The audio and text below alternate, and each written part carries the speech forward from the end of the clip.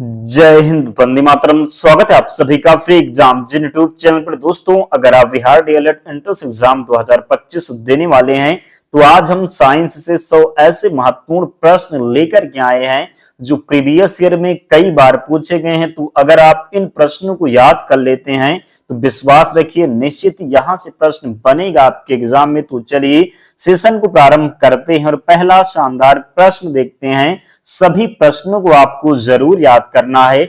Iodine की कमी के कारण कौन सा रोग होता है? आयोडीन की कमी के कारण कौन सा रोग होता है? तो घेंघा रोग हो जाता है आयोडीन की कमी के कारण।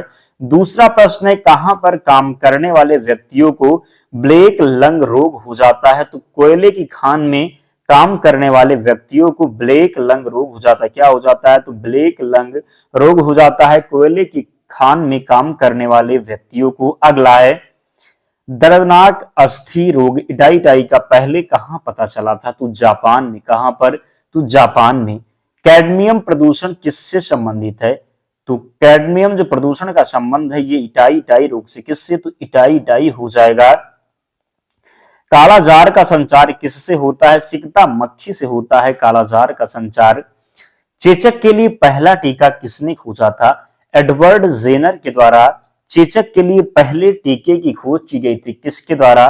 तो चेचक का पहला टीका खोजा था एडवर्ड जेनर ने। हेपेटाइटिस किसके कारण होता है? वायरस के कारण होता है हेपेटाइटिस। मच्छरों द्वारा फैलने वाली बीमारी कौन सी है? तो मलेरिया हो जाएगा। मलेरिया जो है ये मच्छरों द्वारा फैलने वाली बीमारी है। स्क्रबी रोग के इलाज में उपयोगी क्या होता है? तो आंवला हो जाएगा। दोस्तों, हमारा जो फॉर्मेट रहेगा वन लाइनर रहेगा। क्या रहेगा? तो वन लाइनर रहेगा, ताकि आपका समय भी कम लगे और आप उन प्रश्नों का रिवीजन कर लें जो आपके लिए महत्वपूर्ण है। तो अगर आप चाहते हैं डेली, तो आप लोग चैनल को जरूर सब्सक्राइब कर लेना और वीडियो को लाइक कर देना। हम बहुत कम समय में उन प्रश्नों का रिवीजन करवा देंगे जो प्रीवियस ईयर में पूछे गए हैं, और प्रीवियस ईयर ही पूछा जाएगा, ध्यान रखना है। इसलिए जल्दी से आपको चैनल को सब्सक्राइब करना है, वीडियो को लाइक करना है और डेली जुड़ना है।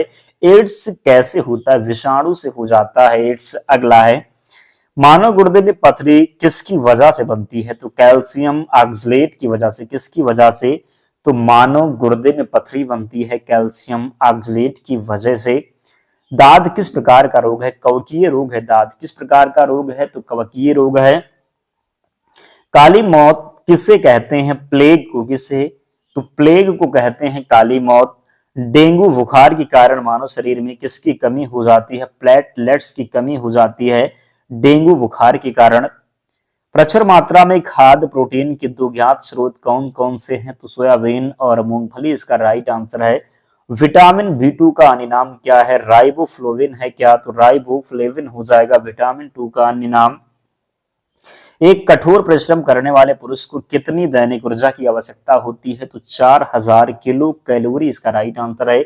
एक कठोर परिश्रम करने वाले पुरुष को कितने दैनिक ऊर्जा की आवश्यकता होती है? 4000 किलो कैलोरी।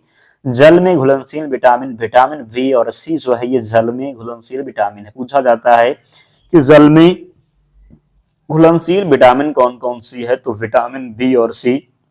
और जब आपसे पूछा जाए कि वसा में घुलनशील विटामिन कौन सी है? तो एडी और ई के। क्या हो जाएगा? तो एडी और ई के जो है ये वसा में घुलनशील विटामिन और जल में वीसी है। हैजा किस प्रकार का रोग है? जल जनित रोग है। हैजा किस प्रकार का रोग है? तो हैजा की बात करेंगे, ये जल जनित रोग है। नवजात बच्चों के लिए सबसे आदर्श भोजन क्या है? दूध हो जाएगा नवजात बच्चों के लिए सबसे आदर्श भोजन।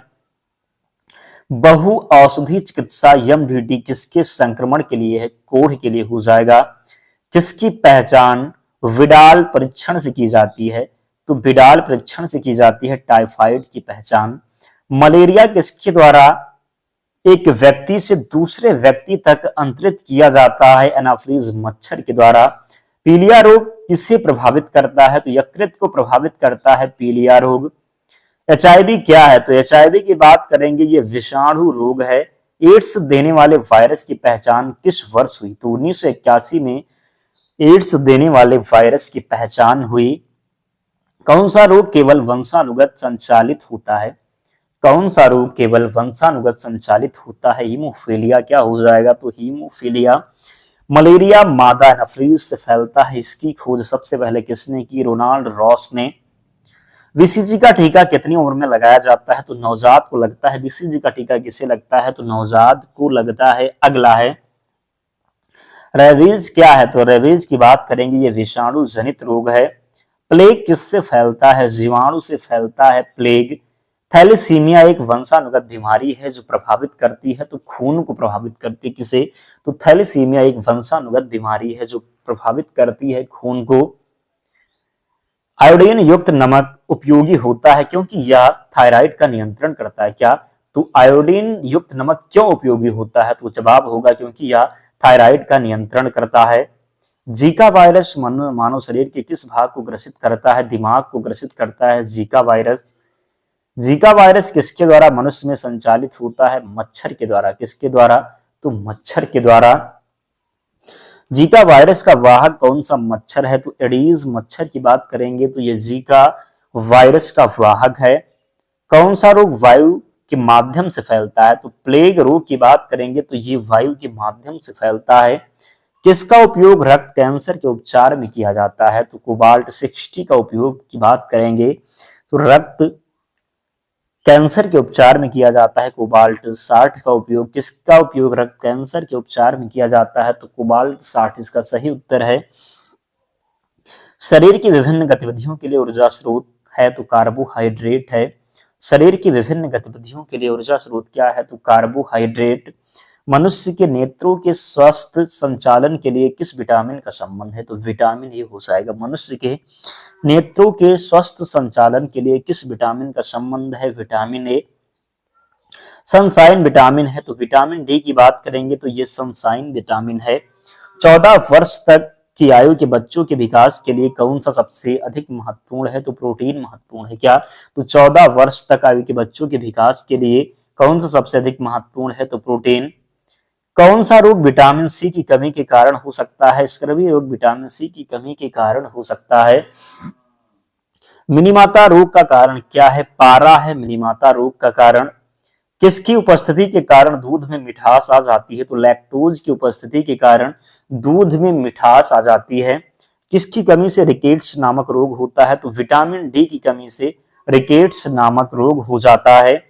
कौन सी प्रोटीन दूध में पाई जाती है? तो केसिन की बात करेंगे तो ये कहां पर पाई जाती है? कौन सी प्रोटीन दूध में पाई जाती है? तो केसिन जो है ये दूध में पाई जाती है। पीलिया में प्रभावित होता है तो यकृत प्रभावित होता है पीलिया में। एक कार्यशील महिला को प्रतिदिन कितना प्रोटीन लेना चाहिए? तो 45 ग्राम प्रोटीन लेना चाहिए एक कार्यशील महिला को प्रतिदिन। गोल्डन चावल किस प्रकार का प्रचुर स्रोत है? तो विटामिन ए का प्रचुर स्रोत है गोल्डन चावल। स्क्रबी रोग किसकी कमी से होता है? तो स्क्रबी रोग होता है विटामिन सी की कमी से। किसकी कमी से? तो स्क्रबी रोग की बात करेंगे तो ये विटामिन सी की कमी से होता है। विटामिन ए प्रचुर मात्रा में होता है तो गाजर में। किसमें? तो गाजर में विटामिन ए प्रचुर मात्रा में होता है। दिल का दौरा किस कारण से होता है? तो हृदय में रक्त आपूर्ति की कमी के कारण दिल का दौरा होता है। मानव आहार में पालिश किए हुए चावल के उपयोग से कौन सा रोग हो जाता है? वेरी वेरी रोग। विटामिन ई का महत्वपूर्ण स्रोत क्या है? तो गेहूं अंकुर का तेल हो जाएगा विटामिन ई का महत्वपूर्ण स्रोत।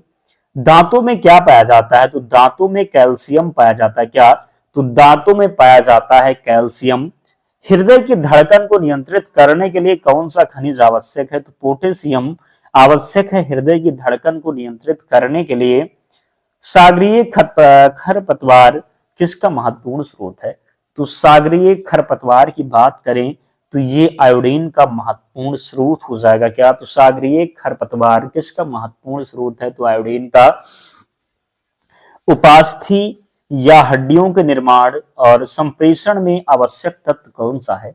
तो उपास्थि या हड्डियों के निर्माण और संप्रेषण में आवश्यक तत्व कौन सा है? कैल्शियम है। क्या है? तो कैल्शियम है। पालक के पत्ते में किसकी मात्रा सबसे अधिक होती है? तो आयरन की मात्रा सबसे अधिक होती है पालक के पत्ते में। कौन आयरन का सबसे प्रचुर स्रोत है? तो आयरन का सबसे प्रचुर स्रोत की बात करेंगे तो ये सब्जियों में। किसमें? तो हरी सब्जियों में। कौन सा खाद्य पदार्थ लोहे का सर्वोत्तम स्रोत है? तो सेब इसका राइट आंसर हो जाएगा।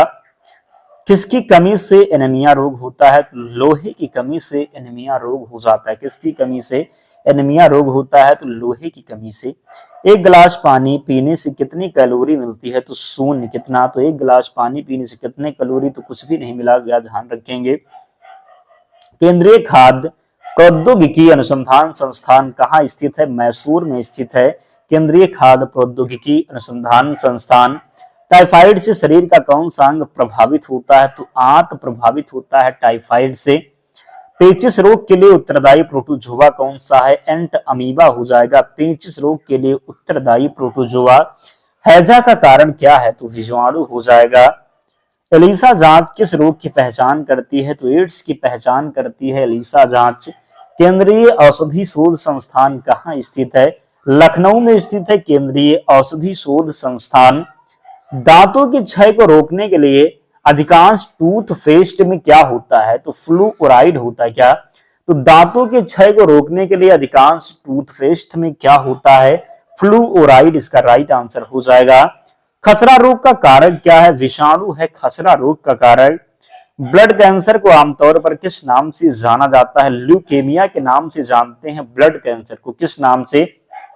तो ब्लड कैंसर को आमतौर पर किस नाम से जाना जाता है? ल्यूकेमिया के नाम से। शरीर के किस अंग की खराबी से मधुमेह रोग का प्रकोप होता है? सही उत्तर हो जाएगा पैनक्रियाज। शरीर के किस अंग की खराबी से मधुमेह रोग का प्रकोप होता है? पैनक्रियाज इसका राइट आंसर है। मियादी ज्वर किसका कारण होता है? तो मियादी ज्वर जो है जीवाणु के कारण होता है। किसके कारण? तो मियादी ज्वर किसका कारण होता है? जीवाणु। डेंगू बुखार किस रोग वाहक द्वारा संचालित होता है? तो डेंगू बुखार की बात करेंगे, ये किस रोग वाहक द्वारा संचालित होता है? तो एडिस एजिप्टी इसका राइट आंसर हो जाएगा। कार्बोहाइड्रेट के अलावा बात करेंगे, कार्बोहाइड्रेट के अलावा हमारे आहार में ऊर्जा का प्रमुख स्रोत क्या है? तो वसा हो जाएगा। क्या? तो कार्बोहाइड्रेट के अलावा हमारे आहार में ऊर्जा का प्रमुख स्रोत क्या है? वसा है। किसकी कमी के कारण बच्चों में अंगों की अस्थियां मुड़ जाती हैं? तो विटामिन डी की कमी के कारण। किसकी कमी के कारण बच्चों में अंगों की अस्थियां मुड़ जाती हैं? तो विटामिन डी इसका राइट आंसर है। शरीर के अंदर लौह की कमी से उत्पन्न होने वाला रोग कौन सा है? रक्तहीनता हो जाएगा। क्या? तो रक्तहीनता। चेचक होने का कारण क्या है? Variola virus. इनमें से कौन सा विषाणु जनित रोग है? खसरा इसका राइट आंसर है। भोजन का एक प्रमुख अंग क्या है? तो कार्बोहाइड्रेट हो जाएगा। भोजन का एक प्रमुख अंग, ध्यान रखेंगे, गलती नहीं करेंगे। कौन सा पदार्थ मानव शरीर में ईंधन का काम करता है? तो कार्बोहाइड्रेट की बात करेंगे। कौन सा पदार्थ मानव शरीर में ईंधन का काम करता है? कार्बोहाइड्रेट। कैप्सूल का आवरण किसका बना होता है? तो कैप्सूल का आवरण की बात करेंगे तो ये स्टार्च का बना होता है। किसका? तो स्टार्च का। शहद का प्रमुख घटक है फ्रक्टोज है। शहद में मुख्यतः पाया जाता है तो कार्बोहाइड्रेट पाया जाता है शहद में मुख्यतः। सर्वाधिक ऊर्जा प्रदान करता है तो कार्बोहाइड्रेट सर्वाधिक ऊर्जा प्रदान करता है। प्रोटीन बनाने के लिए कितने अमीनो अम्ल आवश्यक हैं? तो 20 इसका राइट आंसर है। शरीर के ऊतकों का निर्माण किससे होता है? प्रोटीन से होता है। एंजाइम मूल रूप से क्या है? तो प्रोटीन है। एंजाइम मूल रूप से क्या है? तो प्रोटीन है एंजाइम।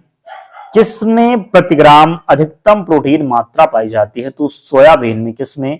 तो सोयाबीन में।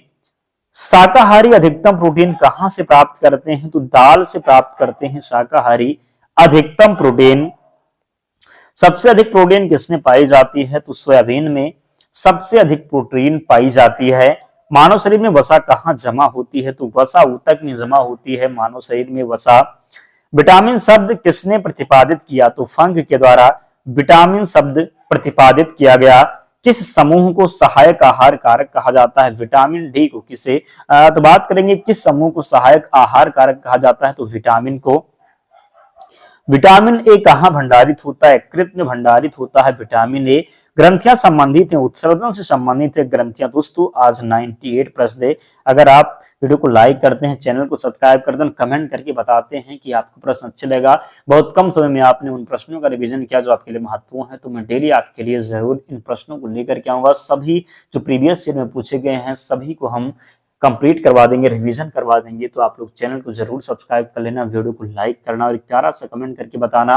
और पीडीएफ के लिए टेलीग्राम चैनल से जुड़ जाना, लिंक डिस्क्रिप्शन बॉक्स में है, या फिर आप टेलीग्राम पर जाएंगे और सर्च करेंगे फ्री एग्जाम जोन, आपको चैनल मिल जाएगा, ज्वाइन हो जाना, वहां पर आपको सारी पीडीएफ मिल जाएगी। तो मिलते हैं नेक्स्ट वीडियो में, तब तक पढ़ते रहिए, ध्यान रखिए अपना, स्वस्थ और सुरक्षित रहिए। जय हिंद।